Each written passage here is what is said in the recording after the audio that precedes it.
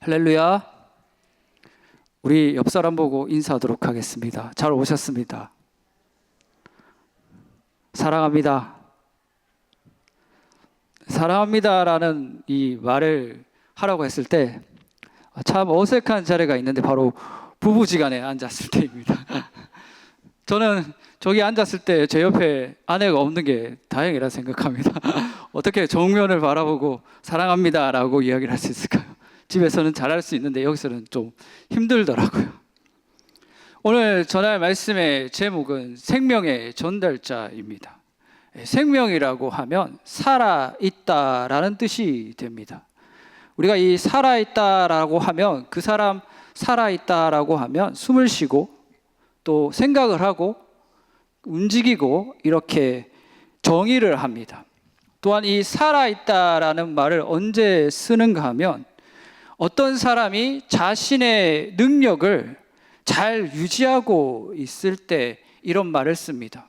예를 들어서 프로야구 선수 중에 이대호 선수라는 사람이 있습니다. 2022년도에 은퇴했는데 요즘 예능에 잘 나옵니다. 예능에 나와서 야구를 하면 보통 사람을 훨씬 뛰어넘는 그런 타구를 뿜어냅니다. 그래서 이대호 선수가 예능에 나와서 딱 장타를 때리면 TV를 보면서 아직 살아있네 라고 우리가 감탄사를 터뜨리게 됩니다.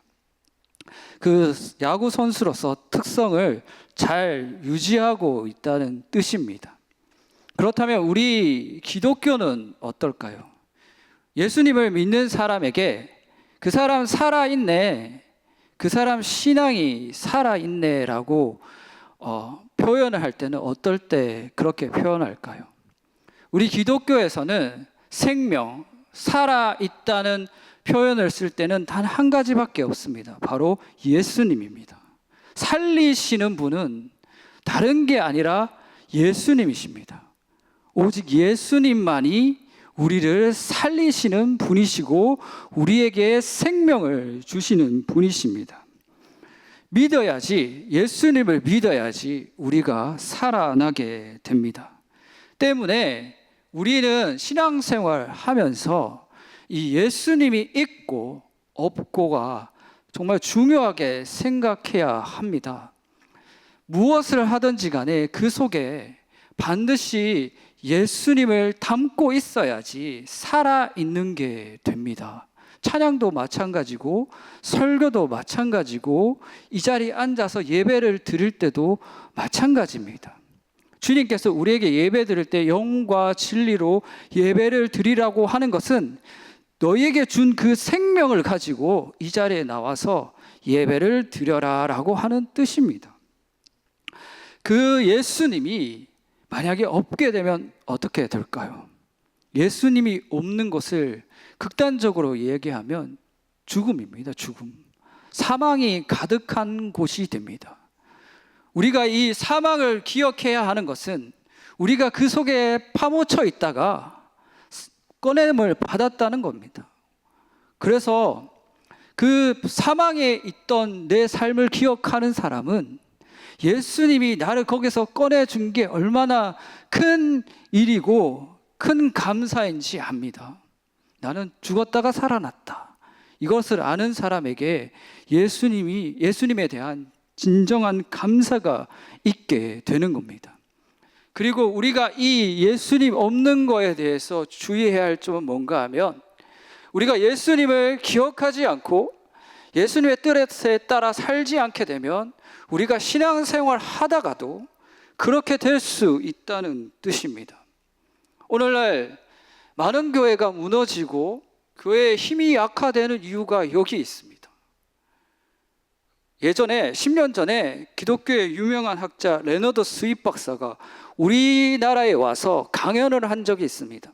미래의 목회가 어떤 게 중요하게 될 것인지. 그러면서 그분이 하신 말씀 중에 이런 말이 있습니다. 오늘날 교회가 많이 힘을 잃어가는 것은 예수님보다 더 중요한 것을 많이 앞에 두기 때문이다. 그렇기 때문에 교회가 힘을 잃어가고 망해가고 있다라고 강연을 하셨습니다. 예수님 외에는 진리는 없습니다. 예수님이 교회를 만드셨고 또 우리를 모으셨고 또한 살리셨습니다. 그래서 우리는 끊임없이 예배를 통해서 또한 모든 신앙생활을 통해서 그 예수님을 전달받게 되어 있습니다. 그게 간단한 원리입니다. 근데 오늘날 교회가 예수님을 제껴놓고 다른 것을 앞세우고 있으니 힘을 잃어가고 있는 것입니다. 어떤 사람에게 이런 질문을 받아보신 적이 있으십니까? 당신네 교회는 어떤 교회입니까? 당신의 교회는 어떤 교회입니까? 이런 질문을 받았을 때 언뜻 생각나는 대로 말하면 우리 교회는 몇 명이 모이고 언제 지었고 어떤 시설이 있고 우리 목사님은 어떻고 이렇게 이야기가 나올 수 있습니다. 그런데 제일 중요한 게 빠졌죠. 우리가 교회를 소개할 때는 가장 중요한 게 뭔가 하면 예수님입니다. 가장 확실한 답변이 뭔가 하면, 맞는 답변이 뭔가 하면 우리 교회는 예수님이 있는 교회입니다 라고 이야기를 해주는 게 가장 정확한 설명이자 우리 교회를 자랑할 수 있는 가장 좋은 말입니다. 우리 교회는 예수님이 있는 교회입니다. 우리 베들로 교회는 예수님이 있는 교회인 줄 믿습니다. 교회에서 예수님을 못 봤다는 것은 그 교회가 교회로서의 특성을 잃어가고 있다는 뜻입니다. 예수님을 통하여 사람을 살리는 곳이 교회입니다. 교회는 다른 일을 하지 않습니다. 사람들이 와서 예수님에 대하여 듣고 예수님을 만나서 그 영혼이 구원을 받는 곳이 교회입니다. 교회는 다른 것을 하지 않습니다. 예수님을 전하는 곳이고 예수님의 말씀을 배우는 것이고 예수님을 믿고 하나님을 만나서 그분을 예배하는 곳이 교회입니다. 그런 교회가 생명이 있는 교회고 살아있는 교회라고 할 수 있습니다. 예수님이 제자들에게 하신 말씀이 있습니다. 모든 민족에게 가서 가르치고 제자 삼아라. 우리가 그 말씀을 들었잖아요. 그러면 가서 뭘 가르쳐야 합니까? 예수님에 대하여 가르쳐야 하는 겁니다. 다른 걸 가르치는 게 아니라 예수님을 가르쳐서 예수님의 제자 되게 해서 그곳에 생명이 있게 해야 한다는 뜻입니다. 단순히 사람 모아서 십자가 꽂으라는 이야기가 아닙니다. 예수님이 전달돼야지 그것이 살아나게 됩니다. 그게 전도고 그게 선교입니다. 제가 예전에 제자 교육을 받을 때 저를 가르치신 분은 아무런 은사가 보이지 않는 분이었습니다. 어떤 환상을 보거나 예언을 하거나 어떤 특별한 성령의 은사가 있는 분이 아니었습니다. 그분이 저를 어떻게 가르치셨는가 하면 인내하셨습니다. 도망갔거든요, 제가. 정말 수십 번 도망가고 정말 그 약속을 수도 없이 어겼습니다. 그런데 그분께서 저를 참으셨고 끝까지 섬기셨습니다. 그리고 어떻게 하셨는가 하면 계속해서 말씀을 가르쳤습니다. 똑같은 걸 3번씩이나 똑같은 걸 6개월 동안 계속해서 끊임없이 저를 섬기면서 그렇게 하셨습니다. 그리고 제가 예수님을 만나고 나서 어떻게 간증을 했는가 하면 이렇게 간증했습니다. 저는 예수님을 보았습니다. 저는 예수님을 보았습니다. 그렇게 간증했습니다. 예수의 제자에게 최고의 찬사가 뭔가 하면 나는 당신을 통해서 예수님을 보았습니다입니다. 그게 최고의 찬사입니다. 내가 예수님께 헛되게 순종하지 않았구나. 내가 예수님의 말씀에 정말 순종하며 따랐구나라는 것을 그때 듣게 되는 겁니다. 더 큰 찬사는 뭔가 하면 나중에 주님 앞에 섰을 때 주님이 수고했다는 말, 그것도 최고의 찬사입니다. 저는 그렇게 예수님을 만나고 나서 성령의 은사를 많이 받았습니다. 그런데 이게 사람들을 놀래키기는 하는데 그게 다였습니다. 제가 예수님을 잊어버리니까 어느 순간 이 성령의 은사가 뭐가 되는가 하면 내 자랑이 되고 내 능력이 되었습니다. 교만해지고 다른 사람을 판단하는 근거가 되었습니다. 보이고 느껴지는 게 많으니까 그것을 가지고 저 사람을 정죄하고 판단하는 겁니다. 그렇게 해서는 안 되겠죠.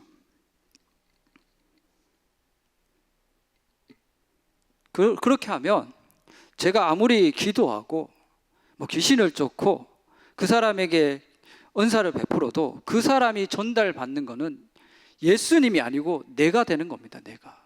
그 사람은 예수님을 전달받았으면 예수님을 찾아야 하는데 나를 찾아오는 겁니다. 그러면 망한 겁니다. 망한 거. 그 사람 머릿속에 내가 있으면 안 되는 겁니다. 그 사람 머릿속에 예수님이 전달돼야지 그 사람이 살 수 있습니다. 그 사람을 살리는 것은 내가 아니라 예수님이십니다. 그래서 나는 은사를 받더라도 없어져야 합니다. 그게 진짜 예수님의 제자입니다. 예전에 그토록 부흥하던 우리나라의 기도원들이 왜 망한 줄 아십니까? 기도에서 성령 받고 여러 은사들이 나타나자 사람들이 수없이 많이 몰려들었습니다. 그런데 그 많은 은사를 가지고 예수님을 전하는 게 아니라 자기 욕심대로 사용했습니다. 돈에 욕심내고 사람들의 인기에 욕심을 내고 그걸 가지고 사람을 모으려고 했습니다. 그러니 어떻게 해요? 다 없어지는 거예요. 지금 다 없어졌지 않습니까? 예수님이 전달돼야 하는 겁니다. 설교를 준비할 때도 마찬가지입니다. 제가 설교할 때 기도하는 이유가 뭔가 하면 설교할 때 내 말이 안 나가게 하려고, 나를 없애려고 밑에서 기도합니다. 설교에서 제 말이 나가게 되면 그건 설교가 아니라 진짜 세상 사람들이 말하는 그 설교입니다. 설교 부정적으로 얘기하죠. 나 오늘 설교 들었네. 너무 긴 말, 나를 지적하는 말, 그런 설교가 되는 거예요. 내 말이 나가서는 안 됩니다. 이 자리에서 제 말이 나간다면 아무런 효용도 없고 아무런 능력도 없고 오히려 그 사람 마음에 악을 심는 경우가 되는 겁니다. 여기서 전달돼야 되는 것은 예수님밖에 없습니다. 그리고 하나님 뜻밖에 없습니다. 하나님이 전달돼야지 사람이 살 수가 있습니다. 그래서 설교자는 밑에서 자기를 죽이는 기도를 해야 합니다. 자기를 죽이는 기도. 그래서 마음을 정말 잘 다스려야 합니다. 또한 설교자에게 생명 없음은 뭔가 하면 이게 참 무서운 건데, 하나님 뜻대로 살지 않으면 나를 구원하신 예수님을 다른 사람한테 들었는 것 같이 설교를 합니다. 쉽게 말해서 책 읽는 것 같이 설교합니다. 아니, 나를 구원해 주신 분은 예수님인데, 나를 구원해 줬는데 다른 사람을 구원한 게 아니라 나를 구원해 주셨는데 내가 하나님 뜻대로 살지 않고 멀어지다 보니 남이 된 거예요. 남이. 어디 예수님이 남입니까? 아니지 않습니까? 제가 책망받을 때 자주 듣던 소리입니다. 주님이 오셔가지고 내가 남이가, 저한테 그렇게 말씀하십니다. 내가 너하고 남이가. 정말 저를 책망하는 소리입니다. 제가 잘못 살고 순종하지 않으면 주님이 그렇게 말씀하십니다. 너하고 나하고 남이가. 내가 너를 그렇게 구해줬냐? 이렇게 저를 책망하십니다. 예수님은 다른 분의 예수님이 아니라 바로 나의 예수님이십니다. 믿습니까? 예수님은 다른 것 하지 않았습니다. 바로 나를 자기 생명 바쳐서 구해 주셨습니다. 다른 사람이 아니라 나를. 예수님 때문에 내가 살게 되었다. 이 간단한 한마디에 우리의 존재 이유가 있고 목표가 있습니다. 예수님으로 시작된 교회는 예수님을 배우고 그 예수님을 전달해야 하는 목표가 있습니다. 그것이 되지 않으면 더 이상 교회라고 부를 수가 없습니다. 오늘 우리가 읽은 이 본문 있지 않습니까? 사도 요한이 썼는 요한일서, 이거 왜 썼는가 하면 그것을 잃어가고 있기 때문에 썼습니다. 우리 말씀 다시 한번 보겠습니다. 요한 1서 1장 1절부터 2절까지 말씀 같이 읽겠습니다. 시작. 태초부터 있는 생명의 말씀에 관하여는 우리가 들은 바요 눈으로 본 바요 자세히 보고 우리의 손으로 만진 바라. 이 생명이 나타나신 바 된지라. 이 영원한 생명을 우리가 보았고 증언하여 너희에게 전하노니 이는 아버지와 함께 계시다가 우리에게 나타나신 바 된 이시니라. 아멘. 당시 교회에 어떤 이상한 사람들이 들어왔는데 이상한 사람들이 들어와서 어떤 말을 전했는가 하면 예수님은 영이시다, 예수님은 육체로 오지 않았다, 그것을 전했습니다. 그러니까 요한이 큰일이다 싶어서 이 편지를 썼습니다. 예수님은 육체로 오셔서 인간을 대표하셔서 십자가에서 돌아가시고 부활하셔서 하나님의 첫 열매가 되셨습니다. 그것을 믿는 자들이 구원받고 그 뒤따라서 하나님의 자녀가 되는 것입니다. 우리가 그렇게 된다는 뜻입니다. 그래서 예수님의 신성과 그 인성을 제대로 알아야지 그 교회가 흔들리지 않습니다. 예수님을 요한이 그렇게 중요하게 생각하며 전달했다는 것은 쉽게 말해서 예수님이 어떤 분이신지, 뭘 하셨는지, 또한 예수님의 인격은 어떠했는지를 전달했다는 겁니다. 여러분 기억하십시오. 예수님을 믿는 사람은 예수님에 대하여 알아야 합니다. 예수님에 대하여 알아야 합니다. 예수님을 믿잖아요. 나를 구원해 주신 게 진실된 분은 예수님에 대해서 알아야 합니다. 성령께서 오셔서 다른 것을 가르치는 게 아닙니다. 예수님에 대하여 가르쳐 주십니다.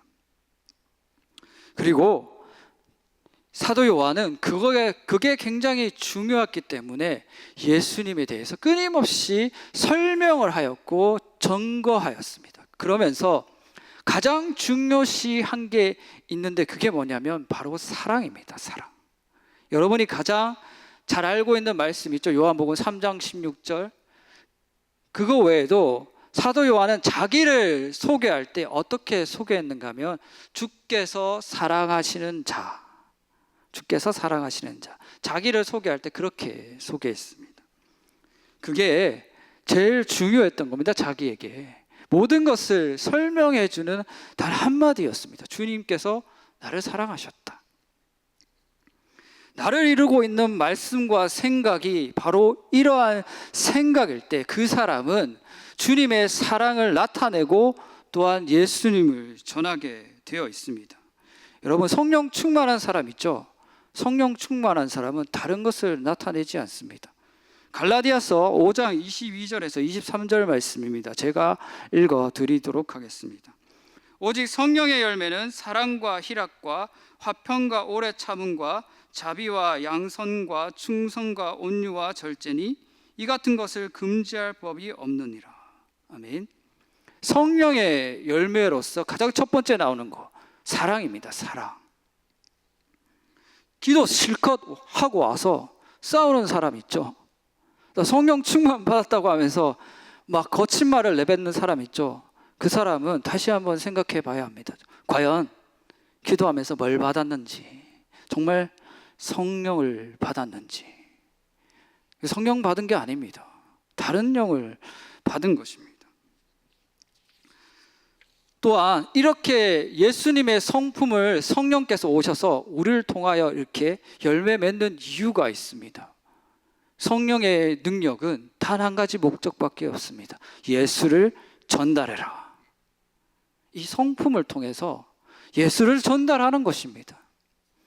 그래서 성령을 따라 사는 사람은 자연스럽게 이 성품이 나타나게 되어 있습니다. 성령의 능력에는 여러 가지가 있습니다. 악기를 내쫓고 방언을 하고 병을 고치고 예언을 하고 다 좋습니다. 그런데 그런 은사를 받은 사람이 어떤 일을 했을 때 그 상대가 예수님을 모르면 다 헛것입니다. 아무런 능력이 되지 않습니다. 모든 걸 다 열심히 해놓고 결론이 망한 겁니다. 성령을 받았으면 어떤 일을 하든지 반드시 그 사람에게 예수님이 전달되어야 하는 것입니다. 바울이 고백합니다. 내게 능력 주시는 자 안에서 내가 모든 것을 할 수 있다. 바울이 능력받고 뭐 했습니까? 복음을 전했습니다. 다른 거 한 게 아니라 모든 삶을 다 동원해서 예수를 전달하려고 그 능력을 다 쥐어짜내고 다 쏟아 부었습니다. 그게 진짜 성령 충만한 사람의 특징입니다. 나를 자랑하는 게 아니라 예수님을 전하는 겁니다. 예수를 잘 전달하는 사람이 또 어떤 사람이냐? 성령은 충만받고 그 성령께 순종하는 사람입니다. 갈라디아서 5장 16절 말씀입니다. 내가 이르노니 너희는 성령을 따라 행하라. 그리하면 육체의 욕심을 이루지 아니하리라. 아멘. 우리가 기도하면서 성령을 구해야 하는 이유가 뭔가 하면 그 성령께 순종하기 위해서입니다. 순종하기 위해서. 순종한다는 것은 그렇게 살아간다는 의미를 담고 있습니다. 여기 갈라디아서 5장에 보면 딱 이렇게 전개를 하면서 성령의 열매가 나옵니다. 육체가 하고자 하는 욕심을 성령께서 못하게 한다. 그렇게 나와 있습니다. 그런데 여러분, 우리 삶을 들여다보시면 정말 그렇습니까? 정말 이렇게 사랑하고 온유하고 오래 참고 그렇게 합니까? 아닙니다. 우리는 그렇게 잘 하지 못합니다. 맨날 싸우고 욕하고 악한 말하고 그렇게 삽니다. 그래서 우리가 자주 내뱉는 말이 있지 않습니까? 주여. 제 와이프가 제가 자다가 주여 이렇게 했답니다. 제가 기억이 안 나는데 그때 주여 했다는 이유는 아마도 제가 악몽을 꾸고 있었을 겁니다. 사람이, 예수 믿는 사람은 괴로우면 주여 찾습니다. 절대로 좋은 일 있을 때 주여 안 찾습니다. 나를 괴롭게 하거나 또한 내 속에 있는 어떤 악한 마귀나 그 짐승이 튀어나가려고 할 때 그것을 막으려고 주여를 외칩니다. 참으려고 할 때 주여 이렇게 하지 않습니까? 좋지 않은 상황이라는 겁니다. 여러분, 기억해야 할 게 있는데 우리 안에는 선한 게 있는 게 아닙니다. 마귀가 있고 짐승이 있습니다. 그 마귀하고 짐승을 길들이는 게 성령님이십니다. 우리가 하나님의 손을 잡고 있지 않으면 그 마귀하고 짐승은 언제 이렇게 튀어나올지 모릅니다. 언제 튀어나가려고 항상 애를 씁니다. 그리고 그 하나님을 놓치게 되잖아요. 그러면 이 목줄이 끊어지듯이 이 짐승이 튀어나갑니다. 우리가 말하는 것에 통제력을 잃고 또 화내는 것에 통제력을 잃습니다. 여러분, 그럴 때 사람이 무서워질 때가 있는데 어떻게 무서워지는가 하면 상대방을 맞는 말로 죽입니다. 여러분, 바리새인들이 사람을 어떻게 죽였는가 하면 맞는 말로 죽였습니다. 틀린 말 없었습니다. 맞는 말로 그 사람을 죽였습니다. 맞는 말, 논리에 합당한 말, 합리적인 말로 무장하고 상대방을 죽입니다.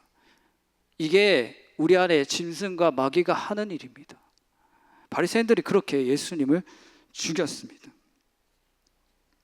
상대방을 죽이는 가인의 본성, 그게 우리의 실체입니다. 우리는 착하지 않습니다. 우리의 실체를 안다면 여러분이 기도 안 할 수가 없습니다. 진짜로 하나님 뜻에 따르려면 온 세상이 다 그렇습니다. 우리뿐만 아니고. 그런 세상에서 예수님을 전하려면 기도에서 끊임없이 성령을 구해야 하는 겁니다. 이 짐승이 말귀를 알아들을 때가 있는데 뭔가 하면 성령이 오셔가지고 말씀을 전할 때입니다. 여러분, 우리는 항상 교회에서나 어디서나 맞는 말을 전달받습니다. 그리고 머릿속으로 생각을 합니다. 그래, 그 말이 맞지. 그래, 이 성경 말씀이 맞지. 그래, 말씀 하나님 뜻대로 살아야 되지. 근데 알고는 있어요. 근데 현실에서는 그렇게 못합니다. 내가 내 성격대로 다 나갑니다. 그냥 내 삶이. 그 말을 알아도 그대로 순종하지 않습니다. 못 알아먹습니다. 그리고 나 스스로도 그게 통제가 되지 않습니다. 근데 통제될 때가 있는데 그게 뭐냐면 성령께서 오셔서 우리를 붙잡아 주실 때입니다. 갈라디아서 5장 24절에서 26절 말씀입니다. 그리스도 예수의 사람들은 육체와 함께 그 정욕과 탐심을 십자가에 못 박았느니라. 만일 우리가 성령으로 살면 또한 성령으로 행할지니 헛된 영광을 구하여 서로 노엽게 하거나 서로 투기하지 말지니라. 아멘. 이 말을 간단히 설명을 드리면 성령께서 오셔서 뭘 가르쳐 주는가 하면 내 자리가 어디인지 가르쳐 줍니다. 여기 말씀해 보면 뭐라는가 하면 정욕과 탐심을 십자가에 못 박았다고 얘기하죠. 이게 뭔가 하면 성령께서 와서 내 자리가 어디인지 가르쳐 준다는 겁니다. 네 자리는 십자가다. 너는 죄인이야. 네가 있어야 할 곳은 주님이 있어야 할 자리가 아니라 십자가야. 십자가에서 못 박아서 너는 죽어야 할 죄인이야. 그걸 성령께서 가르쳐 줍니다. 우리가 있어야 할 곳은 십자가입니다. 주님이 있는 곳이 아니라. 그리고 성령께서 또 가르쳐 주는 게 뭔가 하면 예수님이 나한테 어떻게 하셨는가입니다. 우리가 막 살 때 하나님의 뜻에 순종하지 않을 때 다른 사람에게 저주의 말을 퍼부었을 때 성령께서 오셔서 이런 말씀을 하실 겁니다.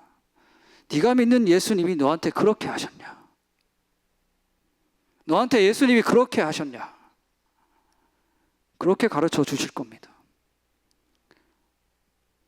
아무리 사람들한테 맞는 말을 듣고 그래도 못 알아듣던 이 자아가 그때서야 알아먹습니다. 그래, 예수님은 나한테 그렇게 하지 않으셨다. 예수님은 참으셨고 나를 품어주셨고 나를 위해 희생하셨다라는 것을 이 마음이 알아먹습니다. 그때 우리는 주님 앞에서 주저앉게 되는 겁니다. 그리고 이런 말이 나오게 됩니다. 잘못했습니다. 지금 제가 배은망덕했습니다. 주님의 은혜를 알지 못했습니다. 그런 고백이 나오게 되는 겁니다. 성령께서 가르쳐 주시는 게 그것입니다. 예수님이 나한테 어떤 분이시냐? 예수님이 당신에게 어떤 분이십니까? 예수님은 우리에게 생명을 주셨고 사랑을 주신 분이십니다. 그런 예수님을 우리가 마음속에 정말로 귀하게 생각하고 있다면 우리는 그 예수님을 따라서 예수님을 전해야 하는 것입니다. 예수님을 전해야 한다. 이것은 단순히 전도나 선교를 뜻하는 것이 아닙니다. 성령에 따라 자연스럽게 살면서 예수님의 형상으로 회복된다는 뜻입니다. 예수님의 형상으로 회복될 때 그 사람의 삶은 메시지가 됩니다. 자연스럽게 예수님을 조금씩 나타내게 되어 있습니다. 제가 처음 가르침을 받았을 때처럼 말입니다.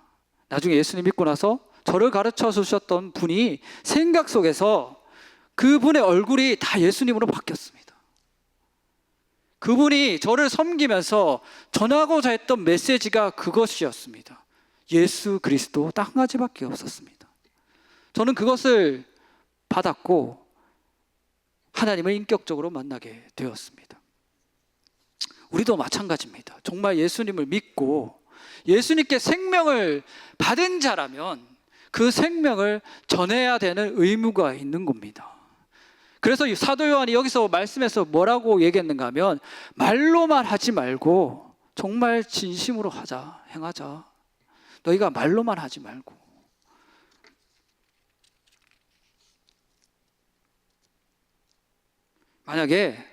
만약에 여러분 우리가 전도하는 거 있지 않습니까? 말로만 한다면 그냥 길거리에다가 카세트 꼽아놓고 24시간 틀면 되지 않습니까?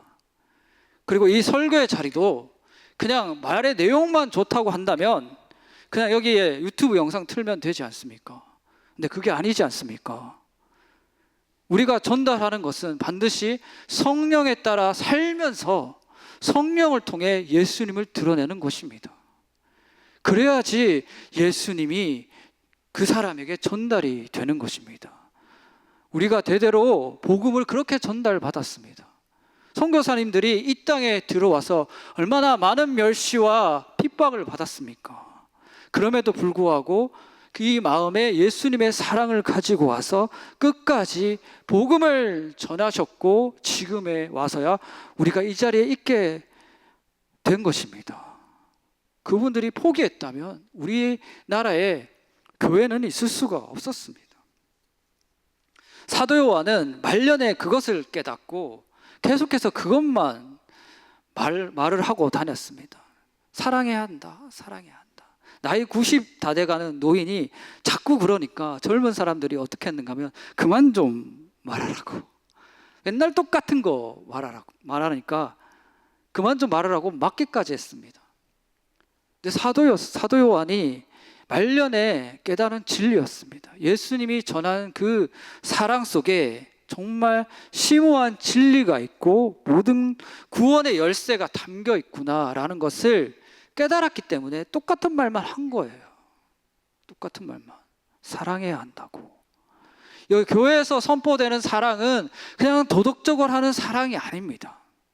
우리가 예수님의 사랑을 알아먹었다는 증거이고 우리가 예수님의 사람이 되었다는 증거입니다. 그래서 우리는 사랑하고 살아야 합니다.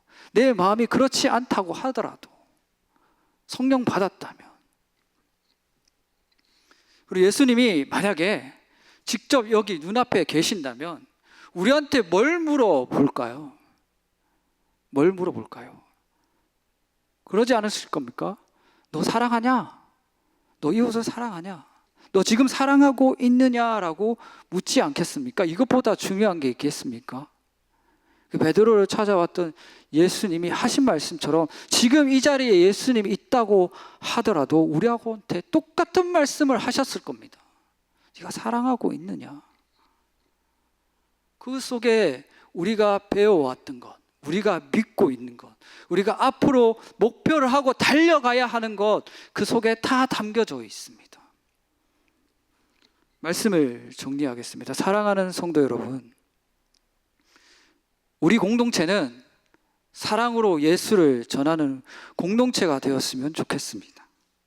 제자를 키우고 선교를 하고 전도를 하더라도 다른 것으로 하지 않고 주님의 마음으로 사랑하면서 섬기면서 주님을 전하는 것입니다. 누군가 우리 교회에 와서 이런 말을 하는 겁니다. 그 교회 갔더니 예수님이 있다. 나 그 교회 가서 예수님을 만났다. 얼마나 최고의 찬사입니까? 우리 교회를 향한. 또 하나님이 얼마나 기뻐하실까요? 나의 제자들이 나의 말씀에 대해서 순종해서 나를 드러냈구나. 자기를 드러내는 것이 아니라. 이것은 여러분과 저도 꼭 명심해야 할 말씀입니다. 나는 없고 예수님이 살아야 그 자리에 생명이 있게 됩니다. 날마다 예수님의 사랑을 전하면서 생명을 살리는 복된 성도가 되시기를 주님의 이름으로 축원드립니다.